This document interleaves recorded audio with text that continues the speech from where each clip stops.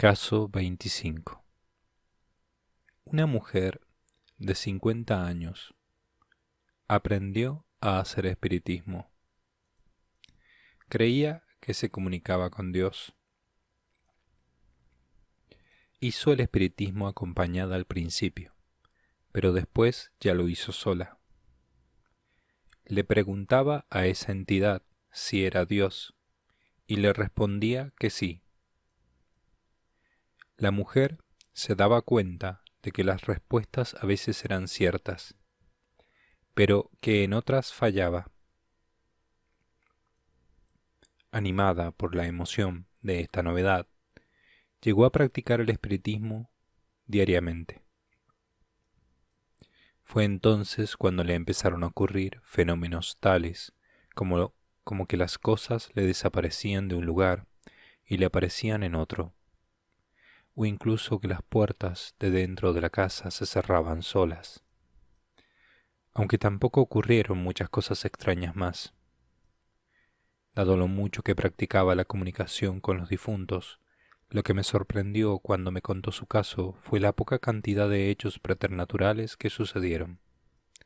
Lo cierto es que a pesar de estos pequeños sustos, fueron transcurriendo 8 meses de práctica espiritista diaria. En este caso, como ya he visto en otros, en el que ella fuera a misa, rezara mucho y con gran fe, unido al hecho de que practicara el espiritismo de total buena fe, entre paréntesis, pensaba que hablaba con Dios. Hizo que fuera protegida por el Señor, y cuando oré no tuvo ni la más pequeña influencia. El que no sufriera influencia maligna alguna concordaba con lo que me había dicho, que durante todos estos 8 meses nunca había sentido nada en su cuerpo, cosa que hubiera podido indicar posesión o influencia. Todos los fenómenos los había visto en la casa, ninguno en ella misma. En su caso, como en otros, Dios le había protegido, a pesar de ponerse en la boca del lobo. Se trataba de una situación de circumdatio, es decir, de una influencia externa, y por lo tanto bastaba con darle consejos de oración para alejar al demonio de su alrededor. Sin embargo, se trataba de un caso de circumdatio y no de infestación, que son los casos en los que el demonio posee un lugar. Puesto que los fenómenos extraños sucedían allá donde morara esta mujer, aunque cambiara de casa. Caso 26. Una chica de 18 años me cuenta que no puede dormir en su habitación desde que se mudaron a esa casa, hacía ya 10 años. Si duerme allí, siente una presencia que llega incluso a tocarla. Si trata de rezar, no lo logra, se pone nerviosa hasta que no resiste más y tiene que marchar a la habitación de sus padres. Sus padres no oponen reparos a que no duerma en su habitación desde hace tantos años, porque también ellos han sentido allí cosas extrañas. Le pregunté si cuando iba de visita a otras casas y lugares tenía las mismas sensaciones. Me contestó que no, que solo le ocurría eso en su habitación. Ante mis preguntas, manifestó que ella nunca ha hecho nada que tuviera que ver con el ocultismo, para que sucediera eso en su habitación. Lo primero que hice tras conocer lo que ella refería fue orar por ella. Todo lo que había dicho parecía indicar que era un caso de infestación y no que ella sufriera algún tipo de influencia interna maligna. Pero aún así, siempre hay que asegurarse y orar por la persona. Sea cual sea la teoría que uno tenga sobre lo que padece alguien, siempre hay que rezar por ella y ver si se produce algún tipo de manifestación. Nada más empezar a bendecirla y orar por ella, me di cuenta de que ponía caras raras, caras de que estaba sintiendo algo dentro de su cuerpo. Al preguntarle si notaba algo, me respondió que algo le quemaba fuertemente en la laringe. Esa sensación se mantuvo durante 5 minutos, durante los cuales su rostro mostraba claramente la gran molestia que le estaba produciendo mi oración. También sintió como si algo se moviese entre el pecho y el cuello. Además, el corazón le latía muy fuertemente, y no por el nerviosismo de que yo orara por ella, ya que mientras contó su historia y al comenzar mis bendiciones, se mostraba relajada y tranquila. En este caso, en 5 minutos, los síntomas que sentía fueron remitiendo. Finalmente, cuando le pregunté, contestó que ya no sentía nada, sino paz. Le expliqué que la influencia que había sobre ella había salido, pero que podía intentar volver a entrar, y que por tanto debía orar de forma especialmente frecuente durante un mes. Le aconsejé las 3 prácticas diarias que siempre aconsejo a todos los que son liberados de una influencia: rosario, misa, lectura y lectura del Evangelio. Le dije que dado que en su habitación había una infestación, que en ese lugar cada día echara agua bendita y que rezara allí el rosario, mejor con su madre y más miembros de la familia. Con eso lo que hubiera iría desapareciendo. Caso 27. Un sacerdote me pide que examine a un chico de 18 años que se había confesado con él 2 días antes y que le había dado permiso para contarme lo que sigue. El chico hace una sincera confesión tras mucho tiempo sin acercarse a los sacramentos. En el momento de recibir la absolución, el chico siente una gran angustia. No se trataba de la angustia por tener que decir sus pecados, pues ya la había hecho tal cosa. Tampoco se trataba de la lógica conmoción debida a la emoción del momento, sino que se era una angustia que iba más allá de lo normal. El sacerdote se sorprendió, pero es que después sintió ganas de vomitar. Aún así, ni el confesor ni el chico le dieron más importancia al hecho, pero al día siguiente salieron de excursión. En un puente el chico se asomó y sintió un impulso a tirarse puente abajo. Era como si algo le arrastrase a ello. Se agarró a la barandilla y solo con una intensa y desesperada oración de confianza en Dios logró vencer aquello. Todo esto fue suficiente para que el sacerdote me pidiera que le echara una ojeada a este joven. Hablé con él. El chico me relató la misma historia de la que había sido testigo el sacerdote. Le pregunté si en algún momento había hecho magia o algo parecido. Me dijo que no. Comencé a orar por él. Tras un minuto, dijo que sentía la mitad derecha de su cuerpo distinta de la mitad izquierda. Comenzó a sudar abundantemente. Seguí orando. El chico me dijo que sentía mucho miedo. Era el miedo que le transmitía el demonio. Es un sentimiento que muy a menudo el demonio transmite a alguien por el que se reza. A veces, en cambio, transmite hilaridad para que el exorcista se ofenda y deje de rezar. En otros casos transmite sentimientos de agresividad contra el sacerdote. En este caso, era solo miedo. Entonces sentí que todos mis pelos se erizaban, signo claro de una presencia demoníaca. Quizá había venido otro demonio en ayuda del mal espíritu que estaba en ese cuerpo. Ese mal espíritu que estaba en ese cuerpo no lo poseía, solo ejercía sobre él una influencia. Continué con mi oración. Sentí como mis pelos dejaban de estar erizados. El demonio se había marchado al no poder resistir la fuerza de la oración. Tras ese momento en que mis pelos dejaron de estar erizados, noté que el chico respiraba más fuertemente, con más intensidad. Después dijo, como si le salieran raíces de los pies. Por ahí estaba saliendo ese mal espíritu de su cuerpo. Finalmente ya no sintió nada. Estaba bien, relajado. Había quedado liberado. Aunque yo continué 5 minutos más de oración, se sintió muy bien, feliz y tranquilo, por más que yo continuaba con mis oraciones. Dentro de él ya no había ningún mal espíritu. Toda la oración había durado unos 10 minutos, más unos 5 para estar seguro de que no quedaba nada.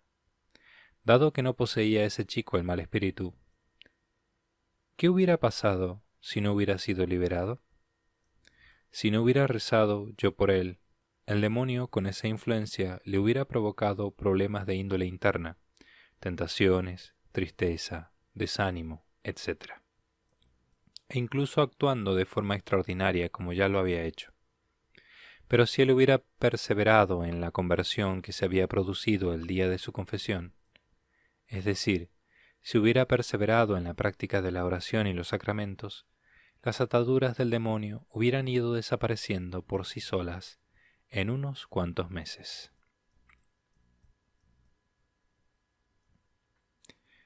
Apartado B. Casos no de posesión, pero instructivos para el ejercicio de este ministerio. Caso B1. El caso de esta mujer, rondando los 35 años, es muy interesante. Cuando vino a mí, trajo consigo toda una carpeta de informes psiquiátricos, lo cual me facilitó algo conocer qué había estado sucediendo durante esos años. Los informes no son de una grandísima utilidad, contrariamente a lo que pudiera parecer, ya que hablar con la persona durante 15 minutos siempre ofrece más información que leer un cierto número de páginas repletas de frías conclusiones. Pero aún así pude seguir la trayectoria de esta persona a través de esos papeles de la Seguridad Social. Si seguimos su historia de forma cronológica, el primer informe decía así, literalmente, y cita: ha sufrido 4 ingresos hospitalarios en distintas unidades de agudos de salud mental. Todas las veces, menos la primera, se presentó voluntariamente en los hospitales para ingresar. El motivo que alegó era estar posesa del demonio. Los ingresos voluntarios tuvieron como ilusión por su parte el que los psiquiatras se convencieran de que lo que tenía realmente era una posesión, y ellos convencieran a las autoridades eclesiásticas de la diócesis. En cada ingreso refiere todo tipo de hechos indicativos de manifestaciones demoníacas. Acudiendo en uno de los ingresos a la unidad de agudos de salud mental con una maleta llena de botellas de agua bendita, oraciones, estampas y similares.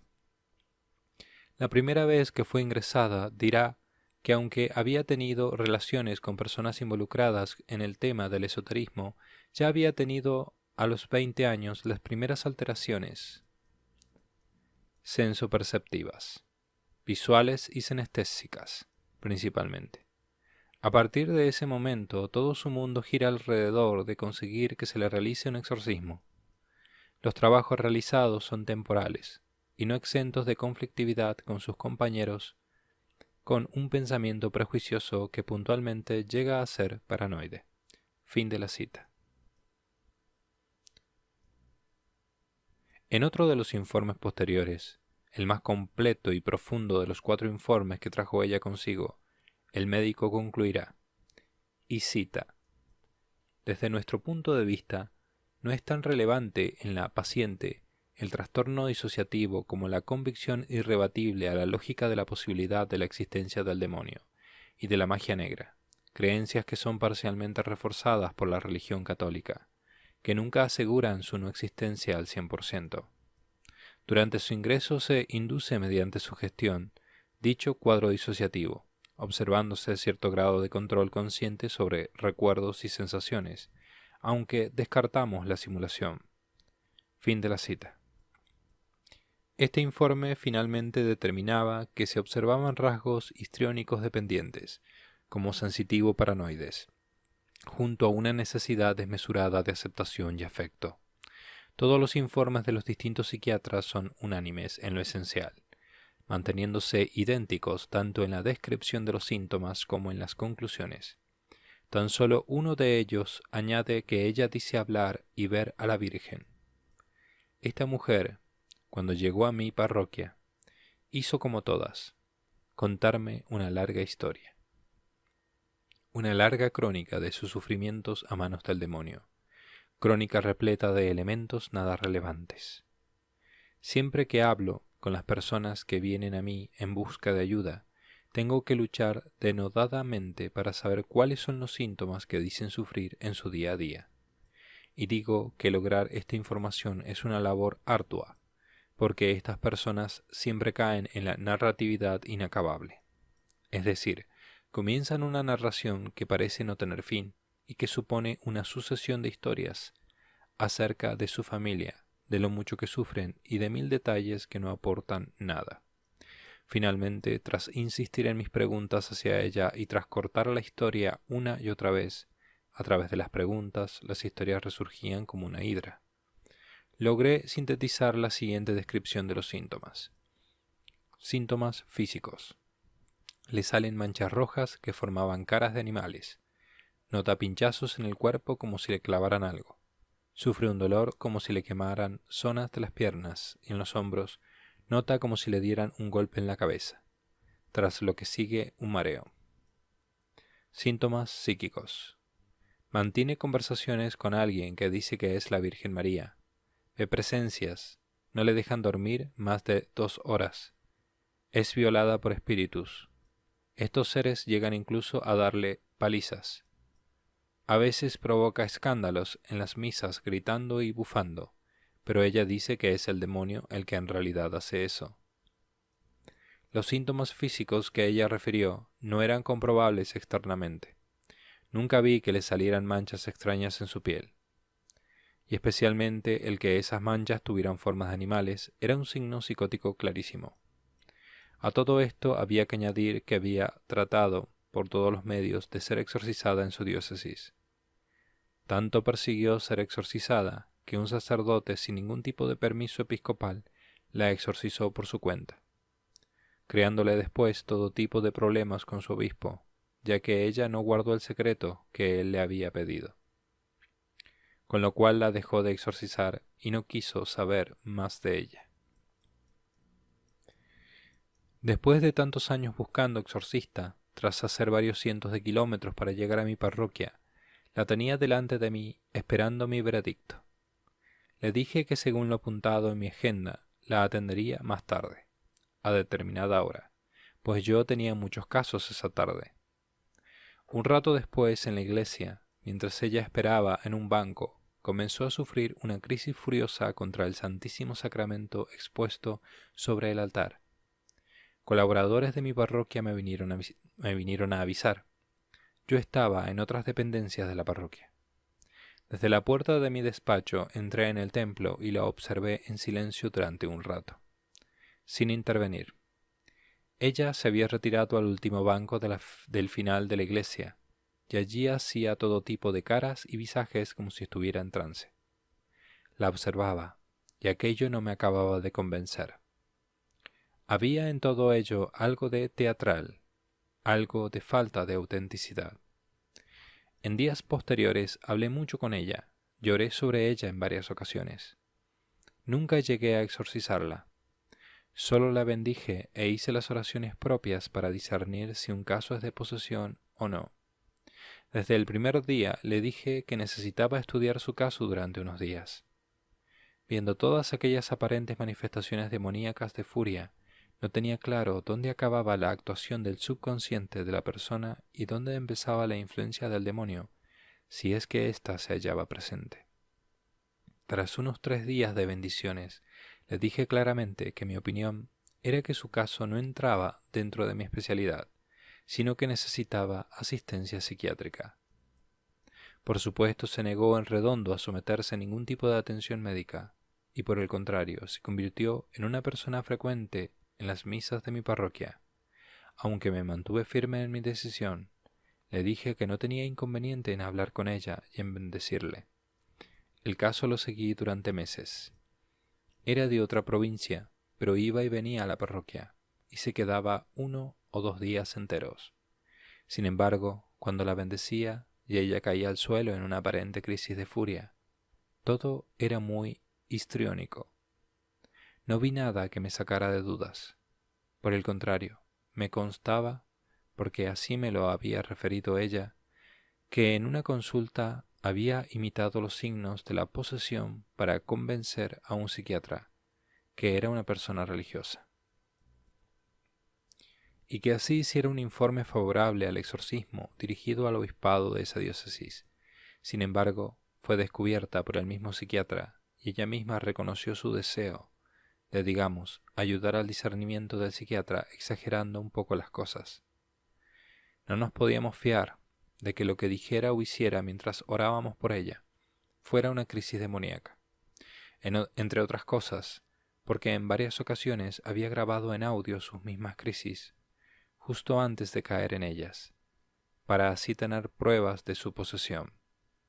Es decir, antes de entrar en crisis, presionaba el botón de su grabadora para que quedara registrado lo que decía y gritaba en el estado de furia. Por si fueran pocos los elementos anteriores, era otro elemento que hacía razonablemente pensar en la gran necesidad de llamar la atención de esta mujer, quizá a causa de carencias afectivas. Mientras duraban esas crisis, ella se sentía el centro de atención. Quizá ella sentía que si estaba posesa, psiquiatras y sacerdotes se paraban a hablar con ella, la atendían y le prestaban todo el interés del mundo.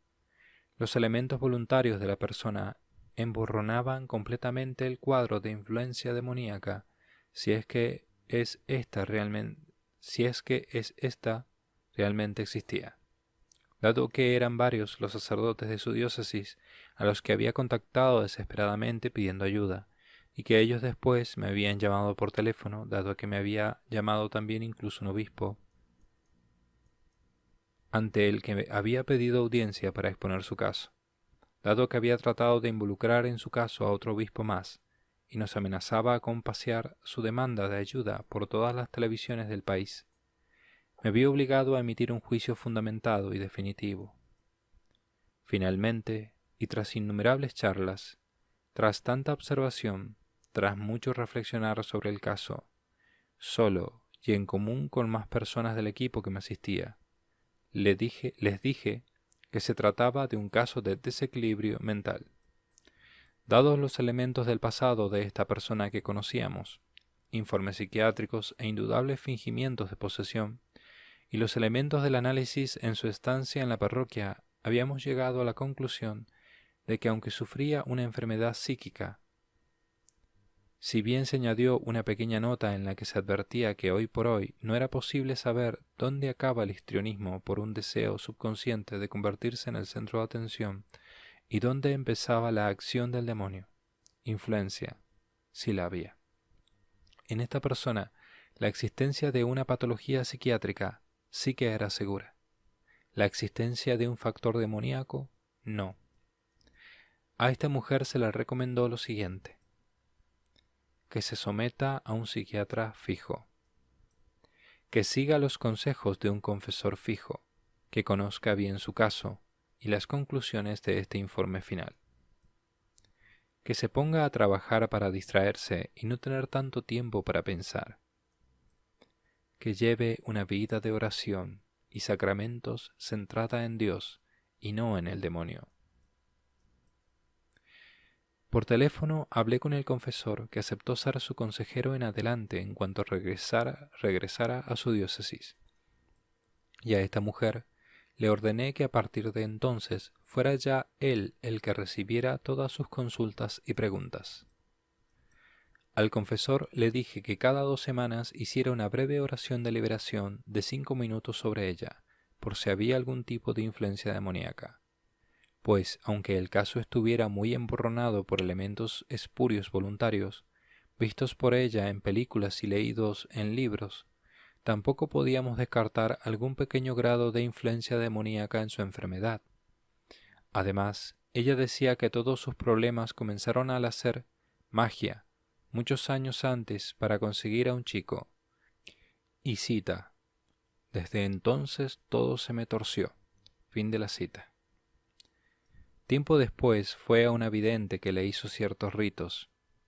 ¿Tuvo en estos hechos su origen la enfermedad mental? ¿O fue su enfermedad la que creó ese episodio de su vida? Nunca lo sabremos.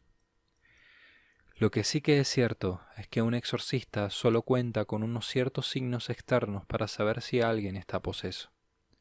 ¿Cómo saber dónde empiezan los signos verdaderos y dónde la enfermedad, si la obsesión consiste precisamente en imitar esos signos de un modo admirablemente bueno? Es decir, ¿qué hacer ante una persona que ha visto 30 veces la película El Exorcista, se ha leído todos los libros serios sobre el tema y ha visitado a todos los exorcistas de la nación, adquiriendo una experiencia de muchos años, que le lleva a una imitación que, aunque inconscientemente, es admirable. Diariamente el exorcista debe pedir a Dios que le ilumine en los casos complejos. Atender a esta mujer en los meses siguientes supuso una carga muy pesada para su confesor, pidiendo hablar con él de forma casi diaria y haciendo espectáculos en la iglesia. La obediencia no era precisamente una de las características de esta pseudoposesa. Por ello, la evolución que pronosticamos a su caso en los años siguientes fue muy negativa, a menos de que fuera ingresada a la fuerza, lo cual estaba fuera de mis posibilidades. Aún así, cada vez que me llamaba por teléfono, la remití siempre a su confesor, para que no se creara una dependencia psicológica conmigo, pues ese tipo de dependencias son perjudiciales. Además, siendo ella una mujer, es muy fácil que pase del amor intenso al odio intenso, no solo en cuestión de días, sino incluso de horas. El caso estuvo rondando a mi alrededor durante 2 años, recibiendo sus llamadas unas veces con lloros suplicantes, otras amenazadoras, llenas de odio, incluso llamando más de 10 veces en una misma noche tras la cena. Esta persona llegó a saber dónde vivía, a pesar de que mi dirección no aparece en ningún servicio de información pública. Para evitar filtraciones por error, ni siquiera en el obispado de mi diócesis consta mi dirección, y sin embargo ella logró saber dónde vivía y colocó una bolsa con huevos sobre el capó de mi coche en el parking. Para que se vea la perseverancia de estas personas en lograr algo, hay que decir que para entrar a ese parking se necesita atravesar 3 puertas, cada una cerrada con su llave.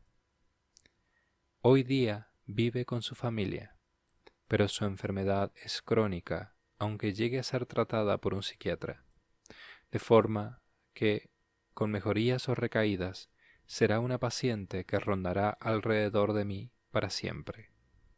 Acepto esta situación como parte de mi trabajo.